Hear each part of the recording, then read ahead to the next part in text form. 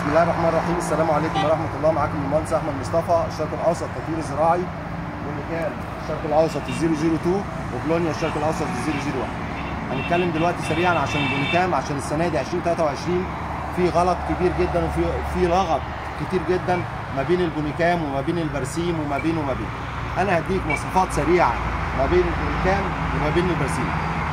البرسيم رقم واحد لما بيجي يديك انتاج في الفدان اقصى حاجه من 5 ل 6 طن احمر. البرسيم بتجيله ندوه وبتجيله حمراء وبتجيله لازم ارش فيها حشر. فمعنى كده ان انا لما باجي ااكل فيه سموم، يبقى لازم اقضي مضادات سموم في العلف عشان السموم اللي انا رشيتها على البرسيم. البرسيم 85% منه ميه، وانت عندك عمليه الهضم في البهيم 8 ساعه ب4 كرش، كل كرش بياخد 2 ساعه، يعني الميه بتنزل في تاني كرش. يبقى عشان كده بيستخدموا اقصى حاجه 18% في التركيبه بتاعت العلف.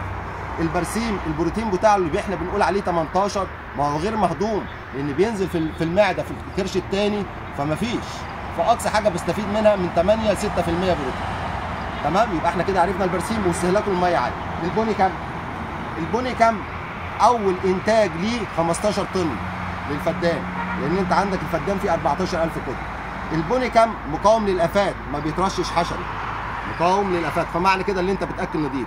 البونيكام فيه طاقه 4600 كالوري مش موجوده في البرسيم، فمعنى كده اللي انت معاك طاقه تقدر تعمل عمليه هضم. البونيكام البروتين بتاعه بيبدا من 8% لغايه 19%. اقصى حاجه للبهيم انا بحتاجها من 14 ل 16%، وموجوده ده على حسب عمره. ودايما اقول في البونيكام وهو قصير اكله الحيوان الصغير، لان كل ما السكريات فيه تزيد ويطول البروتين بيقل، كل ما السكريات فيه بتقل البروتين بيزيد. البونيكام بيتحمل الملوحه لغايه 8000 بي بي ام اللي ما تحملهاش البرسيم.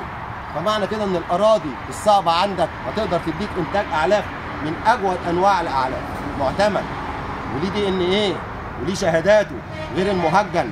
المهجن بيطلع في الورقه من جوه، بيطلع من هنا اهو، معلش انا طلعتك، بيطلع هنا اهو شوك بعد 25 يوم في الحشو.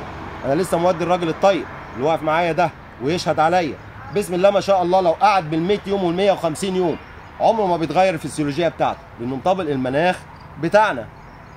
يا اولي الالباب الا تعقلون. تحياتي ليكم، مع تحيات المهندس احمد مصطفى، شركه الشرق الاوسط استثمار التطوير الزراعي. السلام عليكم.